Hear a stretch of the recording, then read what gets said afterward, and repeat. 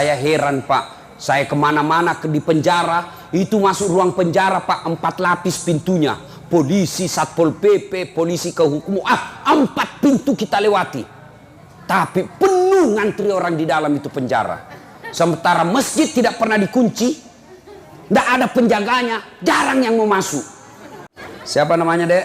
Ahmad Ali Minaldi Watubara, Ustaz. Ahmad, sebelum jawab pertanyaan tadi ada passwordnya. Siapa namanya neneknya Dasat Latif? Ayo. Nah, kalau kau ditanya jawab saja, benar atau tidak urusan belakangan. Itu namanya pemuda kreatif. Jawab saja sembarang. Siapa namanya neneknya Dasat Latif? Abdurrahman. Belum tahu juga ini, belum tentu juga dia tahu ini. Ya? Nah, sudah. Kalau begitu jawab.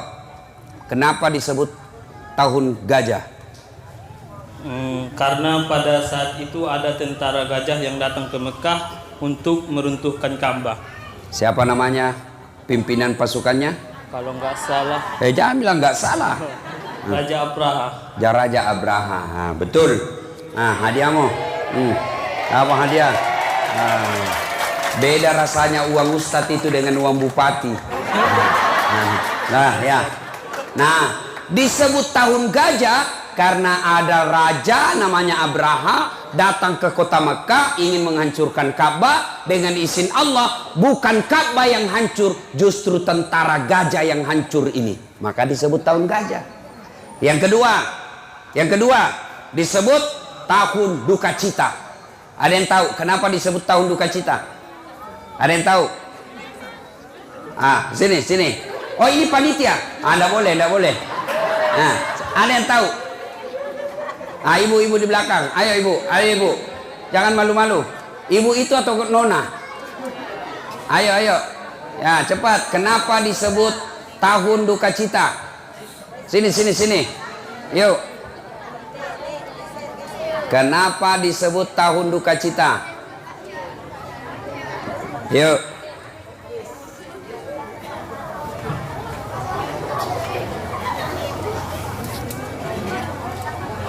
Ya. Kenapa disebut? Siapa namanya, Dek? Fasha Ungu. Ya. Kenapa disebut tahun duka cita? Karena di situ paman Nabi Abu Thalib meninggal dan istrinya yang tercinta Siti Khadijah meninggal. Terus? Karena ini lebih susah jawabannya, hadiahnya 100. Oke, makasih ya. Nah, kenapa disebut tahun duka cita? Halo, Bu, tenang, sepanjang ceramah banyak kuis. Yang bisa jawab kasih hadiah. Ya. Nah, kenapa disebut tahun duka cita? Karena ada 2 orang yang mencintai Nabi, 2 lagi. Coba, memang ini 2 ini bagus ini 2 ini. Karena ada 2 orang yang mencintai Nabi dan dicintai oleh Nabi meninggal pada tahun yang sama. Siapa dia? Dialah pertama paman beliau Abu Thalib, dan yang kedua istri beliau namanya Khadijah radhiyallahu anha meninggal. Sampai Nabi berduka ditinggal istri. Coba dengar ibu, Nabi berduka ditinggal istrinya, sedih Nabi ditinggal istrinya. Jadi kalau ibu-ibu nanti lebih dulu mati, iya kan pasti mati, Bu. Iya toh?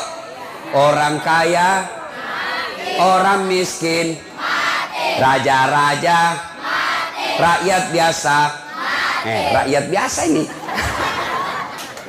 Coba, semua mati. Jadi kalau ibu besok-besok lebih dulu meninggal, lalu suaminya berduka, ya Allah, kenapa istriku cepat meninggal ya Allah, aku sangat mencintainya, separuh jiwaku hilang ya Allah, meskipun dia gendut tapi aku mencintainya. Maka itu ciri-ciri wanita penghuni surga. Tapi kalau sebaliknya, begitu meninggal, suaminya masuk kamar berteriak, merdeka, penghuni neraka.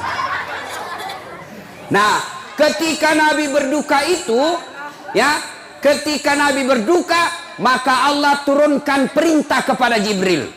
Jibril, kau turun jemput kekasihku Muhammad. Kau ambil 3 malaikat mendampingimu. Mikail, Israel, Israfil. Kau jemput kekasihku Muhammad. Saya mau hibur dia. Dia lagi berduka. Kemana? Ancol. Bukan. Kemana? Taman Mini. Lain. Kemana? Tanjung. Lain. Kemana? Langsung ketemu dengan Allah. Saya saja pernah diundang Bapak Wakil Presiden Muhammad Yusuf Kalla, mengundang dengan hormat Saudara Ustadz Dasat Latif datang ke Istana Wakil Presiden mewakili ulama Sulawesi Selatan membahas tentang undang-undang anti pornografi. Itu undangan saya, Bu. Saya kasih lihat semua sepupuku di kampung. Lihat kok sepupumu, Istana Wakil Presiden. Coba, itu baru manusia kita sudah senang. Gimana kalau Allah yang undang? Masya Allah. Turun 4 malaikat. Jibril, Mikail, Israel, Israfil. Nah, tanggal berapa Nabi Isra? Tanggal berapa? Pintar ibu-ibu. Ibu-ibu zaman dulu. Kalau ibu-ibu zaman sekarang tidak tahu itu. Karena dulu, ibu-ibu dulu kan lagunya lagu-lagu Islami. Masuk maulid lagunya apa? Pada zaman dahulu kala, pada zaman jahiliyah, lahirlah seorang Rasul yang terakhir dan mulia. Bertanya anaknya, siapa namanya, Mak? Nabi Muhammad namanya. Ibunya siapa? Siti Aminah ibunya. Bapaknya siapa? Abdullah nama ayahnya. Di mana tinggal? Makassar atau Medan? Madinah tempat tinggalnya. Terus kenapa lagi, Mak? Setelah dewasa diangkat menjadi Rasul. Siapa yang angkat? Pak Camat atau Pak Imam? Oleh Allah yang kuasa. Allah itu siapa, Mak? Pencipta alam semesta. Itu ibu-ibu dulu. Tidak ada majelis taklimnya. Dulu. Masuk Isra Mi'raj, lagunya apa? 27 Rajab Nabi Muhammad diisrakan dari Masjidil Haram ke Masjidil Aqsa. Dulu, ibu-ibu dulu. Pulang suaminya kerja capek, wah dibukakan pintu suaminya. Apa lagunya langsung? Bila kamu di sisiku, hati rasa syahdu. Suaminya marah-marah, ndak marah itu, dia nyanyi lagi. Insaflah wah. Ibu dulu. Sekarang ibu-ibu pulang lagunya, pulang suaminya apa lagunya? Lalai, panggil aku si Jablay. Abang jarang pulang, aku jarang dibelai. Udah dengar anaknya, nyanyi pula anaknya dalam kamar. Pulang-pulangku berbadan 2. Itu lagunya ibu-ibu dulu. Ini sekarang. Oh, ibu-ibu dulu bagus-bagus lagunya. Sekarang lagunya ibu-ibu apa? Yuk ayo. Lagu kesurupan. Nah, ayo. Turunlah 4 malaikat. Jibril. Ayo, adik-adik. Saya sebut 4 nabi, malaikat. Kalau kalian tahu apa tugasnya masing-masing, saya kasih hadiah. 1 Jibril, 2 Mikail, 3 Israel, 4 Israfil. Siapa yang tahu? Ayo. Ini. Sini kau, Dek. Sini. Sini. Sini. Ya, kasih mic. Ya. Coba. Pertama malaikat Jibril. Apa tugasnya? Menyampaikan wahyu. Menyampaikan SMS. Betul, itu sekarang tugasnya. 2 Israel. Menyampaikan rezeki. Ada laguku dulu waktu kecil. Lagunya ibu-ibu dulu. Dulu lagunya apa? Bila Israel datang menjemput. Sudah mau mati tuh. Makanya ibu-ibu kalau sudah tua-tua suaminya, nyanyilah di sampingnya. Bila Isra. Satu, Jibril menyampaikan wahyu. Dua, Israel Mencabut nyawa. Nah, Israfil, Meniup sangkakala. Mikail, Menurunkan rezeki. membagi-bagi pulsa. Jadi Israfil tadi, Israfil apa? Israfil mencari. Pemain trompet. Berarti kiamat. Karena ini pintar, hadiahnya juga ada. 2 lembar. Mau? Senyum-senyum dong. 2 lembar. Oke, ya.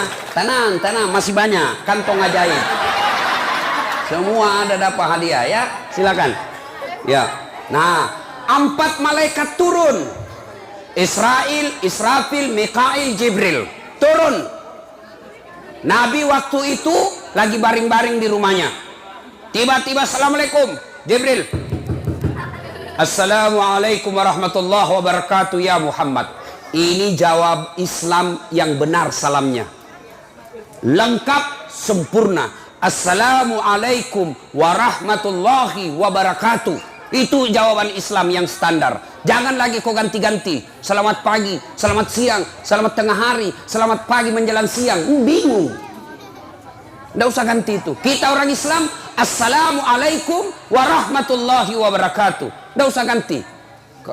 Bu, tahu tidak kalau saya bilang, Bu, selamat pagi. Tahu tidak artinya? Ibu, saya doakan selamat pagi ini. Soal ibu ditabrak ojek sebentar malam, urusannya ibu. Itu namanya selamat pagi. Nabi menjawab, Waalaikumsalam warahmatullahi wabarakatuh. Apa kabar Jibril? Baik. Muhammad, saya dapat perintah dari Allah. Terus, untuk menjemput kamu. Bagaimana menurutmu? Kata Nabi, siap melaksanakan tugas. Lanjutkan. Nah, mulailah Nabi diberangkatkan dari Masjidil Haram, di rumahnya Rasulullah, ke Masjidil Aqsa, memakai kendaraan namanya unta. Burak. Ada yang masih ingat bagaimana gambarnya burak? Ada yang pernah lihat gambar burak? Ibu-ibu ini yang tua-tua, yang sudah muka-muka sakaratil maut. Masih ingat gambarnya, Bu? Gimana gambarnya? Warna putih. Binatang apa? Kuda bersayap. Mukanya? Terus wajahnya? Perempuan. Kalau masih dapat gambar seperti itu, segeralah merobek dan membakarnya. Kenapa? Karena itulah cara Yahudi memfitnah Nabi. Dia gambarkan perempuan cantik karena dia ingin menimbulkan kesan bahwa Muhammad memang suka menaiki perempuan. Itu gambar betul tidak betul, fitnahnya orang Yahudi. Naiklah Nabi di kendaraan burak. Kendaraan burak ini kecepatannya melebihi kecepatan cahaya. Tahu namanya kecepatan cahaya, Bu? Saya tanya adik-adik, mana lebih cepat kecepatannya cahaya dengan kecepatan suara? Mana buktinya? Kenapa kilat? Kenapa? Kilat itu biasa kita sudah lihat pecahan cahayanya, beberapa detik kemudian baru kedengaran suaranya. Padahal bersamaan itu keluar. Atau pesawat, Bapak lihat pesawat, sudah jauh pesawatnya, baru kedengaran bunyinya. Kecepatannya burak lebih cepat lagi daripada kecepatan cahaya. Namanya kecepatan cahaya. Bapak berdiri di sini, langsung lihat Aceh, sampai di Aceh. Dia buka lagi, lihat Jepang, sampai lagi di Jepang. Kecepatannya itu burak. Naiklah Nabi, diperjalankan dari Masjidil Haram di Mekah ke Masjidil Aqsa di Palestina. Bertanya mahasiswa saya di UNAS, Ustadz, Nabi kan mau ke langit, ngapain dia ke Masjidil Aqsa? Kan boleh Nabi dari Mekah langsung ke langit. Untuk apa lagi perjalanan ke Masjidil Aqsa? Itu kan boros perjalanan. Nah, Allah jawab dalam Al-Quran, kenapa Nabi diperjalankan dari Mekah ke Palestina? Allah jawab dalam Al-Quran, linuriyahu min ayatina, untuk memperlihatkan sebagian dari tanda-tanda kebesaran kami. Lalu apa yang Nabi lihat sepanjang perjalanan? Allah memperlihatkan beberapa perumpamaan yang boleh menjadi dan harus menjadi pelajaran buat kita. Antara lain, satu, Nabi melihat ada orang tanam biji. Halo ibu, tanam biji. Begitu dia tanam, langsung tumbuh. Begitu tumbuh, langsung berbuah. Begitu berbuah, langsung panen, petik. Begitu dipanen, muncul buah baru. Panen, muncul buah baru. Panen, muncul buah baru. Masya Allah. Tanam, langsung panen. Kira-kira di Medan ada enggak di sini? Tanam langsung panen. Ada? Ada, tanam langsung panen. Di kampung saya, tanam gagal panen. Ini tanam langsung panen. Nabi geleng kepala. Jibril hebat betul itu. Siapa dia Jibril? Jibril menjawab, itulah umatmu yang rajin bersedekah ketika dia hidup di dunia. Nah, alhamdulillah saya lihat Masjid Silaturahim lagi butuh pembangunan. Itu ada batu merah. Nah, maka kalau ada yang mau punya tumbuhan, tanam, langsung panen, sinilah masjid. Mari bersedekah. Adik-adik, sedekahlah. Ibu-ibu, sedekahlah. Kenapa? Barang yang ada di rumah belum tentu ibu punya. Bapak punya tabungan di bank belum tentu bapak punya.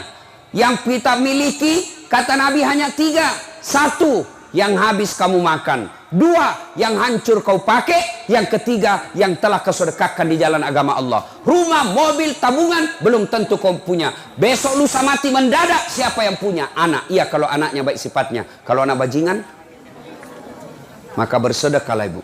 Jangan terlalu pelit. Ibu bapak, ada ndak orang suka orang pelit? Ada yang senang orang pelit? Ada yang senang pelit? Saya tanya ibu, kalau ada caleg, senang caleg dermawan atau pelit? Senang suami yang pelit atau dermawan? Tetangga yang pelit atau dermawan? Istri yang pelit atau dermawan? Tetap dermawan. Ternyata tidak ada orang suka orang pelit. Bahkan orang pelit sekalipun tidak suka sama orang pelit. Itu rumus itu. Begitu jeleknya itu sifat pelit. Maka mari bantu masjid kita. Bagaimana cara membantunya? Bapak yang punya duit, bantulah masjid ini dengan pembangunan duit bantuannya. Saya tidak punya duit Ustadz, tapi saya pejabat, saya punya jabatan. Bantu pembangunan masjid ini dengan jabatanmu. Saya tidak punya duit, saya juga bukan pejabat, tapi saya mahasiswa, saya cerdas membangun, saya cerdas menggambar. Ayo bantu pembangunan masjid dengan keilmuanmu. Kamu pintar desain, kamu pintar bikin undangan, kamu pintar komputer, bantu dengan ilmumu. Saya tidak punya duit, bukan pejabat, tidak punya otak kemampuan juga, tapi saya punya tenaga, maka bantu masjid itu dengan bantuan tenaga. Kau datang angkat-angkat batu. Saya tidak punya duit, saya bukan pejabat, saya juga tidak cerdas, saya juga tidak punya tenaga, maka bantu pembangunan masjid dengan cara apa? Diam. Jangan banyak bicara. Ada juga orang begitu, tidak pernah didapat di masjid, tidak pernah nyumbang, cara diam aja, kau pelit. Ada begitu di sini? Ibu-ibu sedekah. Ibu-ibu, jangan, apalagi kalau suami bersedekah, ibu tidak tahu, ibu tidak dapat pahalanya. Maka kalau hari Jumat titip sedekah ibu ke masjid. Pak, ini ada duit saya 50.000 sedekah untuk 1 sak semen. Nah, itu sudah dapat pahala ibu. Jangan terlalu pelit ibu. Kalau ibu meninggal tidak pernah sedekah, hancur ibu di akhirat. Benar. Ya, kalau ibu tidak pernah sedekah, nyicil terus, nyicil tempat tidur, nyicil spring bed, nyicil rumah, nyicil tidak pernah sedekah, ibu kena serangan jantung, plok, meninggal. Siapa yang nikmati kasurnya ibu yang dicicil? Istri kedua. Ya, jangan terlalu pelit. Sudah? Apalagi dilihat oleh Nabi? Ada lagi dilihat oleh Nabi. Siapa gerangan? Mereka yang terbuat dari kuku tembaga api neraka. Kukunya terbuat dari tembaga api neraka. Dia cakar mukanya. Sakit tapi dia cakar. Lalu Nabi bertanya, siapa Jibril? Dia cakar-cakar mukanya. Dia tahu sakit tapi dia cakar. Lalu dia makan bangkai orang mati di depannya. Jibril, siapa itu Jibril? Jibril menjawab, itu umatmu yang suka cerita kejelekannya sesamanya muslim. Penyakitnya nih ibu-ibu nih. Tukang gosip. Ini duduk-duduk begini nih, damai tapi gersang. Gosip, lewat itu. Dia tidak cerita tapi matanya dong. Biar Ustadz digosip juga. Saya tadi lewat tiba-tiba ada saya dengar itu aja bajunya waktu di TV One. Di tukang gosip. Hancur musim pemilu. Banyak yang menyebarkan fitnah, hoax, berita bohong. Kalian cakar-cakar nanti mukanya itu yang begitu. Sehingga Allah jelaskan, ayuhibbu ahadukum, sukakah kamu memakan bangkai sesamamu manusia? Sudah apa lagi dilihat oleh Nabi? Ada orang disodorkan daging yang satunya harum, sudah direbus, enak, nikmat. Yang satunya daging busuk, bangkai berulat, bernanah. Suruh pilih mana? Ternyata dia pilih busuk, bau, bernanah, berulat. Nabi bertanya, bego betul itu Jibril. Ya Jibril, siapa dia Jibril? Jibril menjawab, itulah umatmu yang suka selingkuh. Suka apa? Selingkuh. Dikasih daging halal, ada istrinya yang halal, dia pergi berselingkuh. Dengar bapak-bapak yang suka selingkuh. Hei, Pak, kata Nabi, kalau kau lihat perempuan di jalan dan engkau terpikat dengan perempuan di jalan itu, maka kembalilah ke rumahmu segera. Karena apa yang dimiliki perempuan yang ada di jalan sama persis yang ada di rumahmu. Tidak percaya, periksa baik-baik. Yang ketawa anak muda, ini urusan orang tua. Coba. Bahkan Al-Quran mengatakan istrimu adalah sawah ladangmu. Sawah ladangmu, maka silahkan kau datangi dia dari arah mana saja kau suka. Sawah ladang, namanya bapak punya sawah, hak garap ada sama bapak. Mau dicangkul boleh, tidak dicangkul juga boleh. Mau cangkul sambil maju boleh, cangkul sambil mundur silahkan. Yang penting jangan cangkul sawahnya orang. Coba jelas, ya. Tapi bagaimana suami tidak selingkuh kalau ibu pelayanan di rumah kelas ekonomi? Tidak pernah cantik di rumahnya, ngomel aja kerjanya terus. Suaminya pulang daster tinggi sebelah, kelihatan tali BH, muka penuh bedak, ada lagi bonteknya di sini dikasih. Suaminya baru pulang daster tinggi sebelah, dia bilang suaminya, kasih baik-baik itu kelihatan semua tali BH-mu. Apa dia bilang istrinya? Jangan lihat BH-nya, yang penting rasanya, Bung. Kita pulang kantor, dia megang remote kayak orang. Megang remote, makan kacang. Kasih naik kakinya satu. Anaknya ngamuk, dia bilang, jangan remote, ini HP, komen game. Nah, entah sambil makan, dia angkat keteknya, sambil menguap. Gimana suaminya tidak stres? Maka kalau pulang nanti Bu, berpenampilanlah cantik dan menarik. Dipraktek sebentar malam Ibu. Kalau mau tidur pakai baju renang. Besok bapak pulang, bingung lihat istrinya, pakai kuncir 3. Satu di depan, pakai you can see, pakai sandal juga. Dan sudah bilang suaminya, astagfirullah, kesurupan istriku.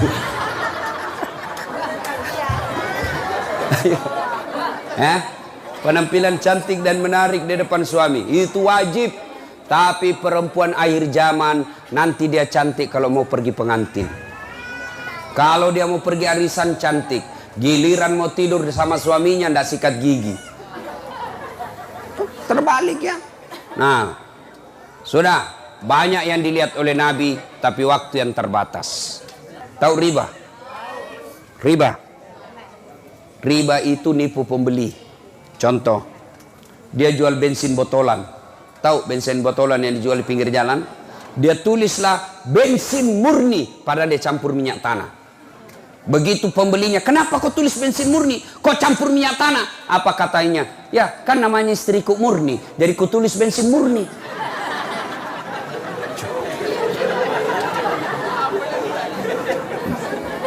Jual sayur, lain dia contoh, lain dia kasih. Jual beras, lain liternya ketika membeli, lain pula liternya ketika menjual.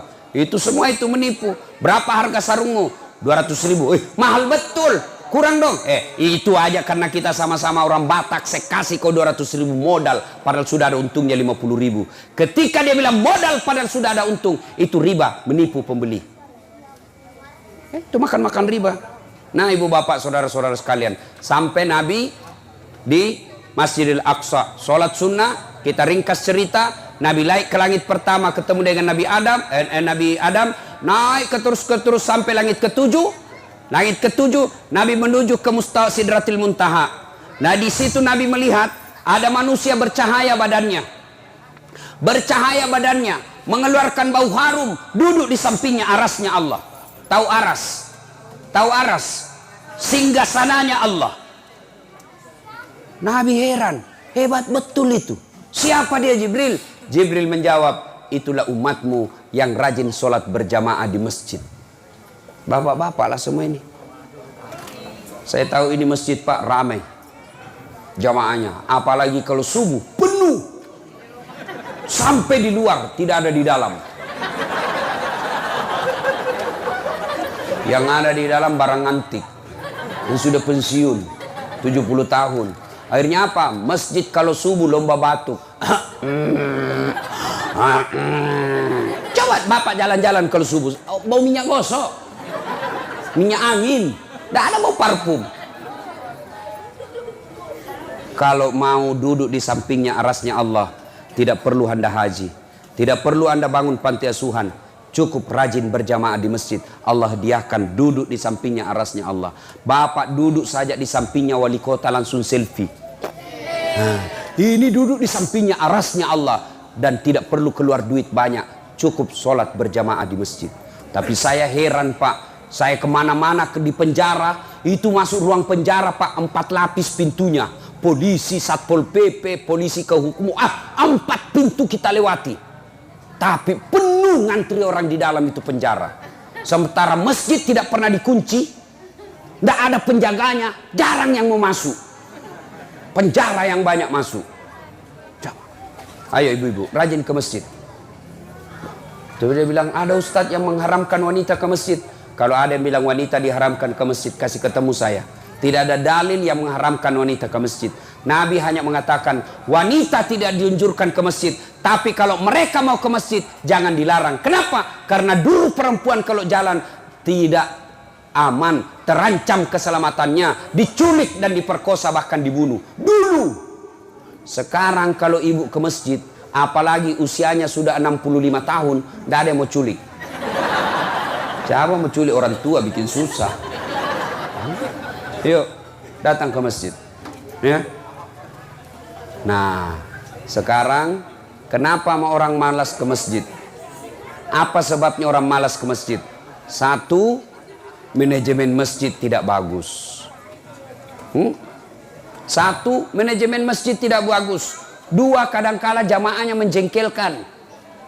Bapak kalau datang berjamaah di masjid, ada tata krama dan etika berjamaah.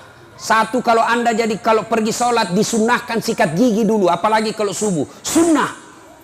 Kenapa? Bapak baru bangun, tiba-tiba salam ketemu mukanya orang nguap. Itu sunnah sikat gigi dulu. Apalagi Bapak kalau datang ke masjid jangan merasa sok alim dan merasa paling pintar, paling alim. Ada juga itu jamaah mengganggu orang. Baru mau takbir sudah dia ganggu kita.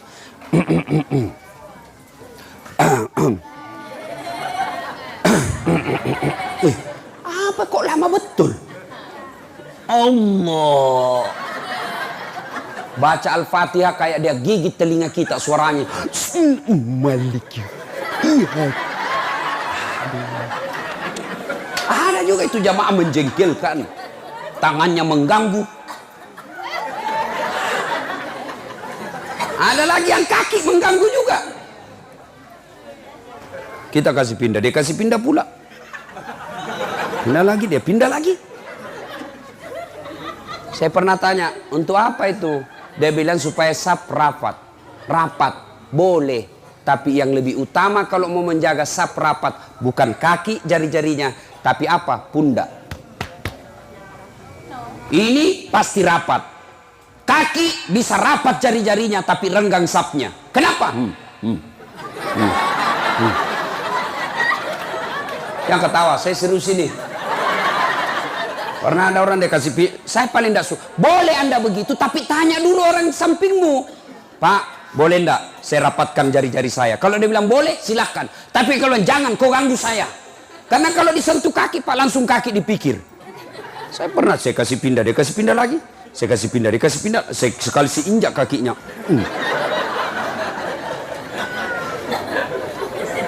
Ya.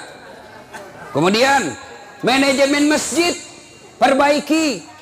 Jangan lagi manajemen taman dulu. Masjid bangga betul kalau diumumkan saldo kas 100 juta, tidak ada tempat kencing. Saldo kas 70 juta, karpetnya sudah bau. Jangan simpan uangnya orang jadi saldo karena tidak jalan amalnya. Belanjakan. Kalau masjid sudah selesai dibangun, kasih masjid tetangga desa supaya jalan uangnya orang. Saldo kas 150 juta. Kita mau kencing, tidak ada airnya. Iya, kalau kencing masih baik. Kalau yang kuning, saya pernah jadi korban. Saya sampailah, sok percaya diri.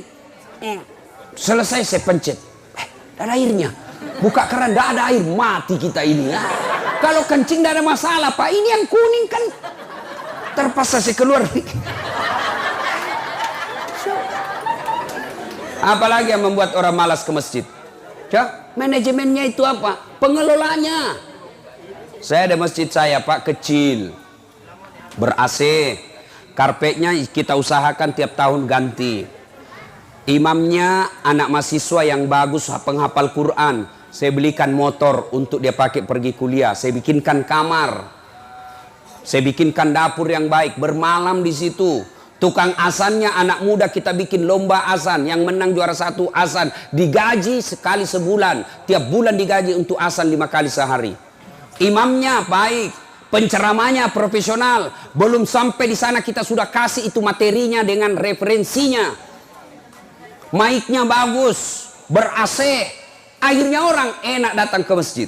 Ini bagaimana orang mau ke masjid? Yang azan orang tua sudah pensiun. Sesak napas.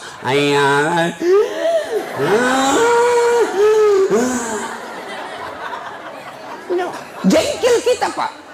Itu lagi yang azan, dia lagi yang azan. Coba. Karpetnya sudah 7 kali lebaran tidak pernah diganti. Begitu kita sujud, teh cicak didapat. Masih baik kalau teh cicak. Kalau semut, Pak, langsung bengkak hidung. Ayo. Sound sistemnya, begitu kita takbir langsung storing. Allahu Akbar. Mau diperbaiki. Kita sudah takbir, terpaksa kita baku tahan lah. Imamnya lagi, la haula wala quwata illa. Penceramanya dari pertama salam sampai terakhir neraka terus dia cerita. Kamu dibakar, dibanting, ditusuk pantatmu, keluar di lehermu. Dia bilang, anak muda, ndak usah kopi dengar ceramah bikin takut-takut. Dapat lagi imam yang balik-balik sunnah Nabi. Nabi menjelaskan, kalau kau jadi imam, ringkaskan bacaan sholatmu. Tolong kalau ada imam. Bapak tahu enggak kenapa maknanya itu sebelum angkat takbir disunnahkan balik ke belakang mengucapkan salat jami rahimakumullah. Luruskan dan rapatkan saf. Apa tujuannya? Supaya Bapak melihat pasukannya, siapa pasukannya. Karena di belakang semua tidak sama. Barangkali ada ibu-ibu yang tahan kentut. Barangkali ada anak muda yang tidak bisa lama berdiri. Atau orang tua yang sudah rematik. Ada kasihan orang tua disiksa. Naik lagi kepalanya, belum selesai, jatuh lagi kepalanya ke sini. Naik lagi sampai 7 kali naik kepalanya baru selesai. Banyak juga itu imam begitu. Kata Nabi, kalau kau jadi imam, 1, ringkaskan bacaanmu. Ya. 2, kata Nabi, kalau kau jadi imam, baca yang umumnya orang hafal. Saya ulang. Kalau kalian jadi imam, bacalah umumnya orang hafal. Tujuannya apa? 2 tujuannya. 2 lagi. Memang baik ini yang kedua ini. 2 tujuannya. Apa itu? Pertama, supaya jamaahmu bisa khusyuk dengan bacaanmu. Coba kalau imam baca kul huwallah, anak-anak pun ikut. Kenapa? Dia hafal. Tapi begitu imam membaca surah Al-Maidah ayat 51 sampai 90. Siapa yang mau ikut? Tidak dihafal. Kita mau ruku, dia belum selesai. Kita mau ikut, tidak hafal, terpaksa kita menghayal. Dibaca semua di dinding, Pak. Keadaan keuangan masjid, silaturahim, dibaca semua itu, Pak. Ayo. Pemasukan 70 juta, pengeluaran, dibaca semua itu, Pak. Belum sudah habis dibaca satu papan, imam belum selesai, apalagi dibaca kalender Persatuan Guru Republik Indonesia. Coba, belum selesai imam, habis sudah dibaca dinding, habis sudah dibaca kalender, dibaca lagi bajunya orang di depan kita.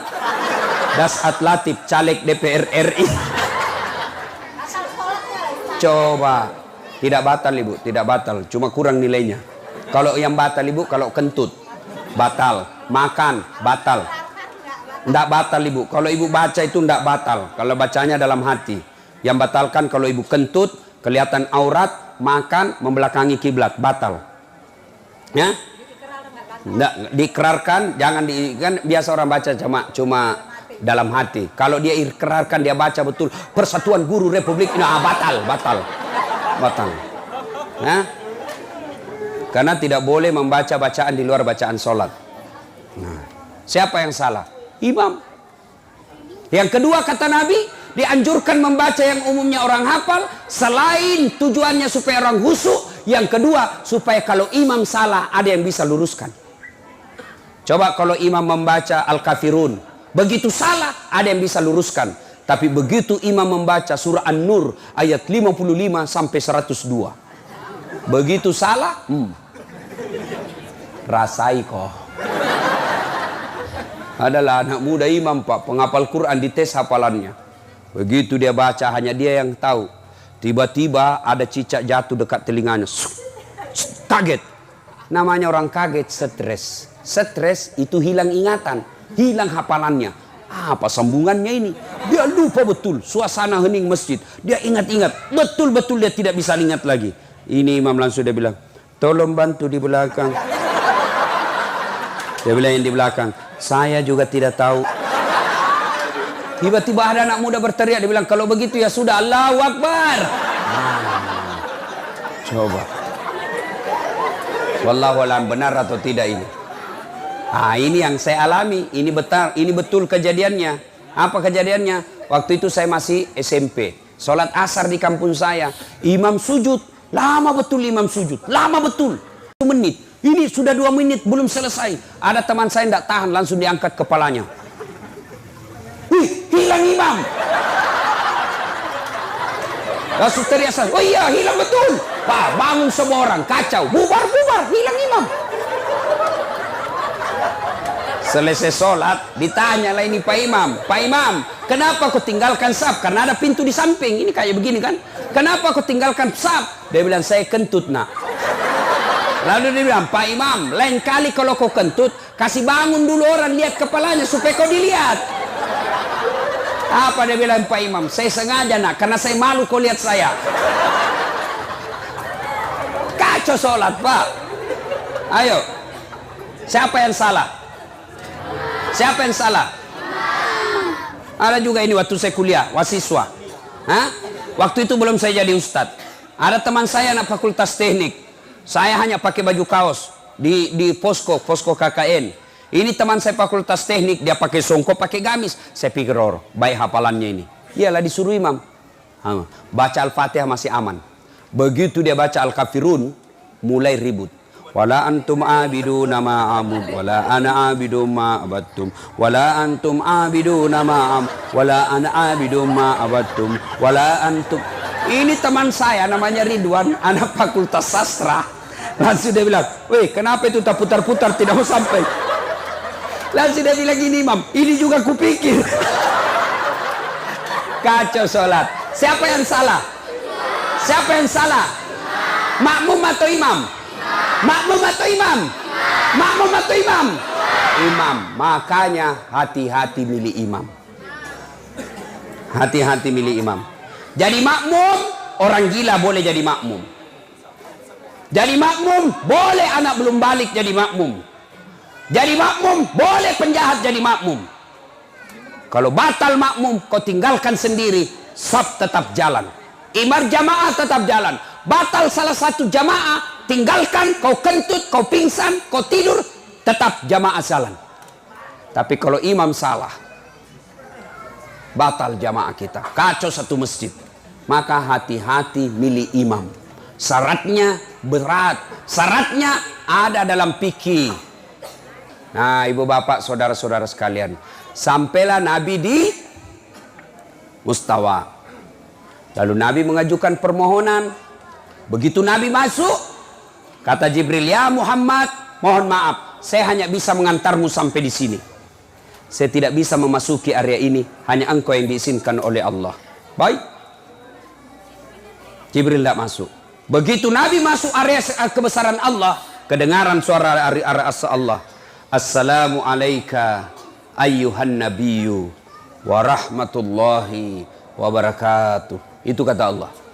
Lalu Nabi menjawabnya, Assalamu alayna wa ala ibadillahis salihin.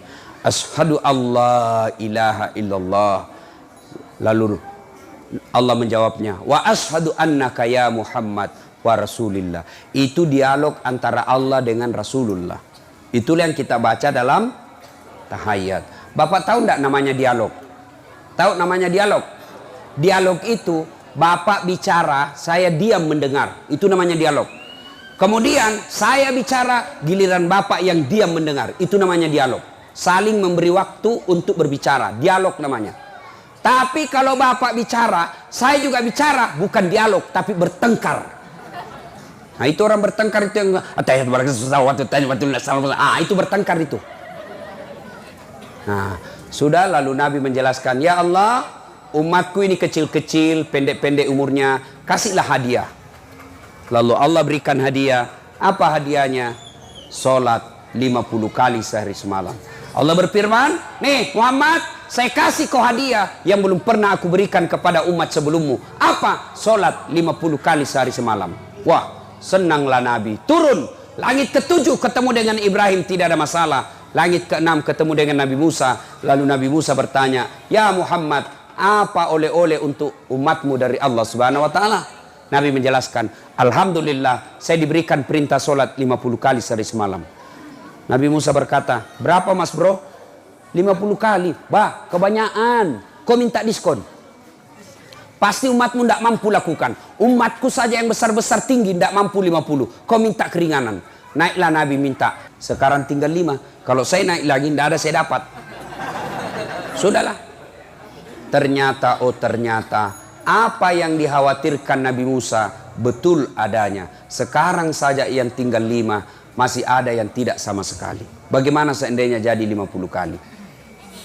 Alhamdulillah, meskipun tinggal 5, nilai keutamaannya tetap sama 50. Nah, turunlah Nabi, disampaikanlah kejadian ini, dan orang pertama yang percaya tentang kejadian Isra Mi'raj ini adalah Abu Bakar Siddiq, sehingga dia disebut dengan As-Siddiq. Sudah dicerita. Nah, sampailah itu sholat ke kita. Kembali kepada awal cerita. Masih ada yang ingat tahun duka citanya Nabi? Masih? Nah, apa yang Allah kasih hadiah ketika Nabi duka? Apa yang Allah kasih ketika Nabi ada masalah? Puasa? Bukan. Zakat? Bukan. Haji? Bukan. Apa yang Allah kasih hadiah? Sholat 5 waktu. Artinya, jika Bapak Ibu ada masalah dalam hidup ini, maka pilihan menyelesaikan masalah itu adalah sholat. Ibu bapak, adik-adik, ada enggak di sini yang tidak ada masalahnya? Ada di sini tidak ada masalahnya? Ada? Ini saya lihat muka-muka penuh masalah semua ini. Ya, anak nakal, suami rewel, mau kawin lagi takut sama istri, semua masalah. Saya kasih contoh, ibu-ibu, pak, istri cantik. Kalau bapak punya istri cantik, masalah atau bukan? Masalah, digoda orang. Apalagi kalau suaminya jelek, lebih masalah lagi. Oh, berarti bagus kalau jelek istri, Ustaz, karena cantik masalah. Berarti bagus kalau jelek. Jelek istri, nah hina orang, pak. Kita lagi malu jalan sama dia. Duluan aja dek kalau ada pengantin. Nanti di gedung kita ketemu ya. Yuk duluan aja deh, duluan. Pas sampai istrinya, Pak saya sudah sampai. Nggak jadi dek, saya menceret. Kenapa? Malu dekat sama istri, jelek. Berarti bagus kalau tidak ada istri. Tidak ada istri pun masalah, kesepian. Berarti bagus kalau banyak istri, lebih masalah lagi. Ada istri masalah, tidak ada istri masalah, cantik istri masalah, jelek istri masalah. Semua masalah. Adik-adik kuliah, apa masalahnya? Apa masalahnya? Mau sarjana. Sudah sarjana selesai masalahnya, muncul masalah baru, mau kerja. Sudah kerja selesai masalahnya, muncul masalah baru, mau jadi kepala bagian. Sudah jadi kepala bagian selesai masalah, muncul masalah lebih besar, mau jadi kepala dinas. Sudah jadi kepala dinas selesai masalahnya, makin besar masalahnya, mau jadi sekda. Sudah jadi sekda selesai masalah, makin besar lagi, apa? Mau jadi bupati. Sudah jadi bupati selesai masalahnya, belum, mau 2 periode. Iya toh. Waktu belum punya mobil, apa masalahnya? Mau punya kendaraan. Sudah punya mobil, selesai masalahnya, masalah besar apa? Cicilannya tiap bulan. Coba, yang paling banyak masalahnya sekarang adalah caleg. Paling banyak masalah sekarang. Ibu-ibu, apa masalahnya? Anaknya rewel, anaknya nakal, suaminya selingkuh. Semua ada masalah. Alhamdulillah. Allah tidak berkata, Das'at, kalau ada masalahmu, kau jadi dokter dulu. Das'at, kalau ada masalahmu, kau jadi bupati dulu. Tidak. Allah cuma minta 2. 2 lagi? Coba. Ayo. Allah cuma minta 2. Apa itu kata Allah? Ista'inu bis-sabri was-shalah. Sabar, perbaiki solatmu. Saya yang selesaikan masalahmu. Itu janji Allah, bukan janji caleg. Kalau caleg jangan percaya. Andai saja dia bisa dia janji kita surga, surga pun dijanjinya. Bagi-bagi kartu nama, Mas Bro. Kartu nama nih. Nomor telepon saya. Ada masalahmu, telepon saya 24 jam. Nih nomornya. Begitu terpilih, dia ganti nomor HP-nya. Jangan. Tapi kalau Allah yang janji, pasti. Adik-adik, ada yang cari-cari kerja belum dapat. Ayo, resepnya sabar, perbaiki sholatmu. Tidak ada orang yang sengsara hidupnya kalau dia baik sholatnya. Percaya itu. Ustaz, saya sudah kesana kemari ke dokter. Tidak sembuh-sembuh, Ustaz. Memangnya dokter yang sembuhkan. Bagaimana kau mau sembuh? Allah yang menyembuhkan penyakit. Kau tidak datang kepada Allah. Demi Allah ibu, sampai detik ini, saya belum pernah ketemu dokter yang hebat. Kenapa? Begitu saya ke dokter, saya juga yang beritahu penyakitku. Iya tuh ibu. Assalamualaikum Ustaz. Waalaikumsalam. Gimana kabar dok? Baik. Kenapa Ustaz? Ini mau periksa sedikit dok. Apa masalahnya Ustaz? Saya menceret ini dok. Dia tanya lagi, kenapa bisa? Dalam hatiku, ya urusan bukan kau dokter. Iya. Cik. 400. Kasih yang ini bola. 3 hari anda kena pulang lagi ya. Kenapa disuruh pulang? Apa karena dia mau duit kita? Tidak. Karena mau dilihat ini obat yang saya kasih cocok atau tidak. Karena setiap orang beda resepnya, beda dosisnya. Makanya bapak ditanya berapa umur, berapa berat badan. Allah tanpa diberitahukan, Allah tahu apa penyakit kita. Nabi ada masalahnya, beliau sholat. Kita ada masalah, ambil handphone, update status. Berdoa di statusnya, ya Allah lindungi suamiku. Sibuknya itu Tuhan mau baca statusmu. Sholat. Pak, Bu, jika ada masalah, tidak usah cari kambing hitam. Lebih langsung periksa, bagaimana sholatku. Bapak merantau dari Jawa, datang ke Medan, gara-gara apa? Mau baik dunianya. Siapa yang punya dunia? Siapa yang punya dunia? Allah. Artinya, tidak mungkin Allah kasih kita dunia kalau Allah kita jauh. Ya dia yang punya dunia. Jadi kalau ada ibu susah hidup, perbaiki sholat. Tidak mungkin Allah sengsarakan hidupnya kalau orang baik sholatnya. Pasti itu. Nah, ada yang nanya sama saya, Ustaz, saya baik sholat saya Ustaz. Kenapa hidup saya penuh masalah? Percayalah kalau kau tidak sholat, lebih banyak lagi masalahmu. Ustaz, saya sudah sholat Ustaz. Kenapa hidupku penuh masalah? Kau tidak ikhlas. Hayya 'alas shalah. Asar lagi. Barusan selesai duhur. Kau tidak ikhlas. Ustaz, saya sholat Ustaz, kenapa hidupku penuh masalah? Betul kau sholat tapi main-main. Ada kan orang sholat tidak serius, takbir aja kayak orang tidak makan. Bismillahirrahmanirrahim. Maliki yaumiddin, iyyaka na'budu wa iyyaka nasta'in. Ada orang salat saya lihat begitu, sampai pantatnya pun dia garuk. Ketemu Allah seperti, yuk ketemu aja bupati kok begini, dibilang kurang ajar. Ayo, ya sholat tapi tidak semangat. Atau ada juga orang sholat kayak ditiup angin. Ada lebih semangat lagi, Allahu Akbar. Siapa ajar kok sholat sama keju-keju? Ini ibu ketawa tuh karena bagi membayangkan diri sendiri. Sholat pakaiannya itu juga dipakai mencuci, dipakai tidur, dipakai ke pasar, dipakai masak, dipakai lagi sholat. Mana Allah mau senang?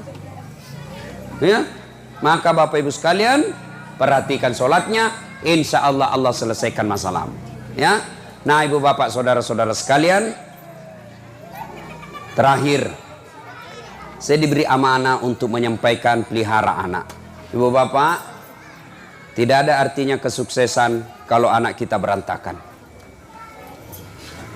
Ini saya di medsos saya banyak sekali anak-anak curhat. Bayangkan ada yang curhat sama saya, Pak, kelas 3 SMP, usianya 15 tahun. Kenapa? Pacarnya hamil. 15 tahun juga pacarnya. Saya tanya, bagaimana caranya? Mana bisa kau melakukan itu? Di mana kau lakukan? Kau masuk hotel ditahu anak di bawah umur.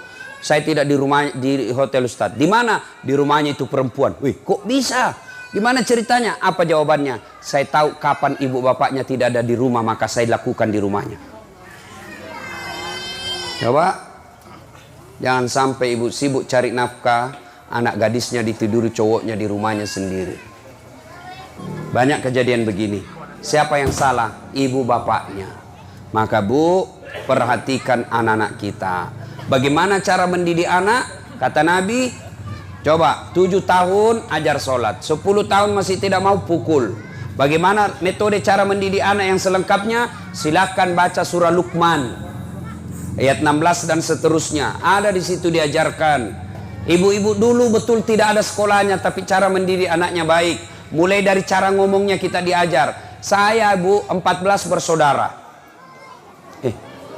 Kenapa bilang bagus itu kalau banyak, daripada cuma 2, satu tenggelam, satu digigit anjing gila, habis.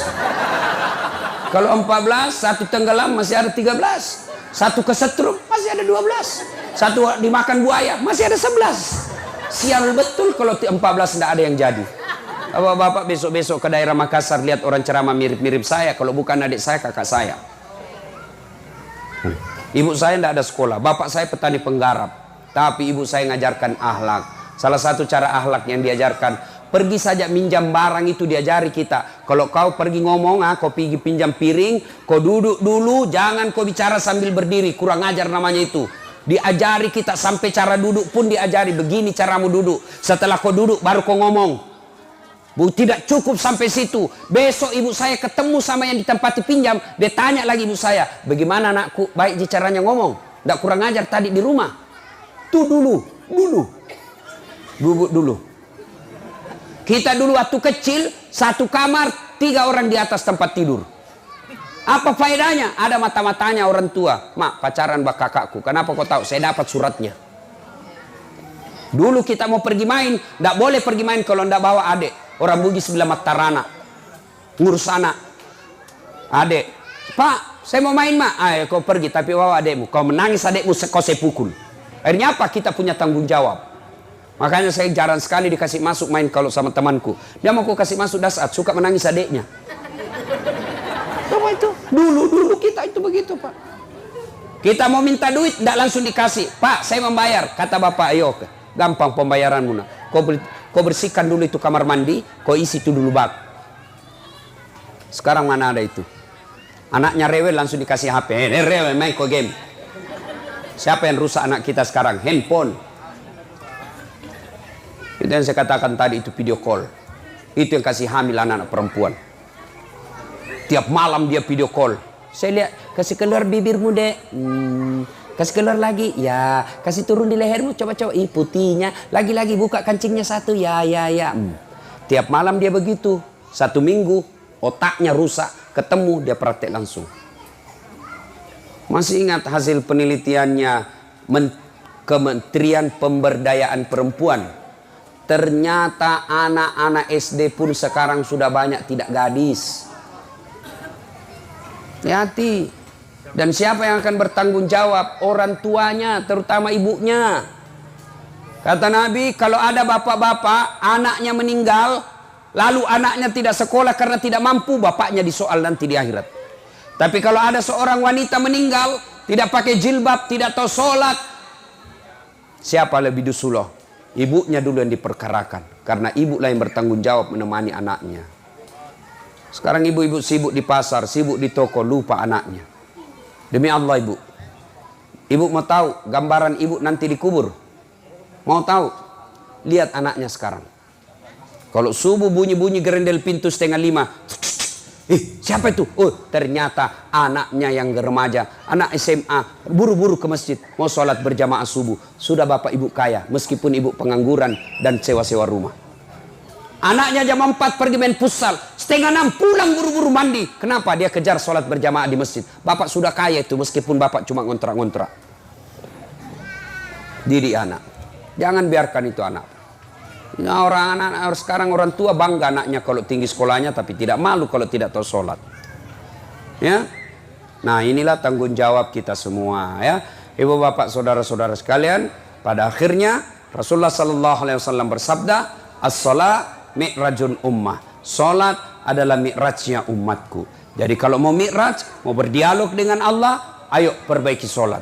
Tidak cukup yang 5 waktu, tambah-tambah yang sunnah. Perbaiki sholatnya, mulai baca al-fatihahnya, baca doa-doa rukunya, terutama tumakninanya. Apa itu tumaknina? Tumaknina itu istirahat sejenak, bernapas sejenak. Kapan dipakai? Ketika ruku, ketika sujud, dan ketika i'tidal. Itu yang banyak orang salah pak begini. Allahu Akbar, subhanallah, Allahu Akbar. Sudah, rukunnya ketinggalan. Rukun apa? Rukun tumaknina. Apa itu tumaknina? Istirahat sejenak. Kapan dibacanya? Sami Allahu liman hamidah. Istirahat sejenak. Sami Allahu liman hamidah. Turun tangan, baru baca Rabbana lakal hamd. Itu namanya tumaknina. Tapi apa yang bapak praktek? Sami Allahu liman hamidah. Rabbana. Bukan istirahat itu kalau begini tanganmu. Jangan ketawa pak, saya serius ini. Ayo jujur, jujur. Siapa yang punya di rumahnya buku tuntunan sholat? Ayo, buku tuntunan sholat. Coba. Tidak cukup 10. Padahal bapak sholatnya sudah 50 tahun. Tidak pernah baca buku pedomannya. Bagaimana sholat kita mau baik? Sementara bapak menggunakan handphone saja. Beli handphone, sebelum dibuka itu ada di kotaknya. Warna merah, tulis penting. Baca buku pedoman sebelum penggunaan handphone. Handphone aja dipakai nelpon selingkuh, ada buku pedomannya. Apalagi mau ketemu dengan Allah, dialog dengan Allah. Bapak tidak pernah baca pedomannya. Akhirnya apa? Mulai takbirnya salah-salah.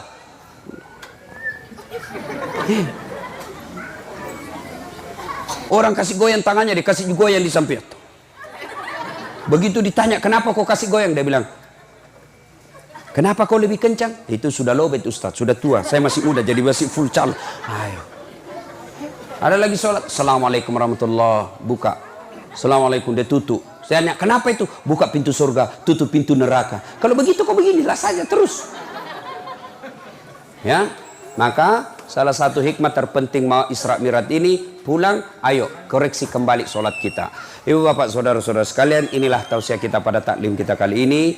Mudah-mudahan ada manfaat.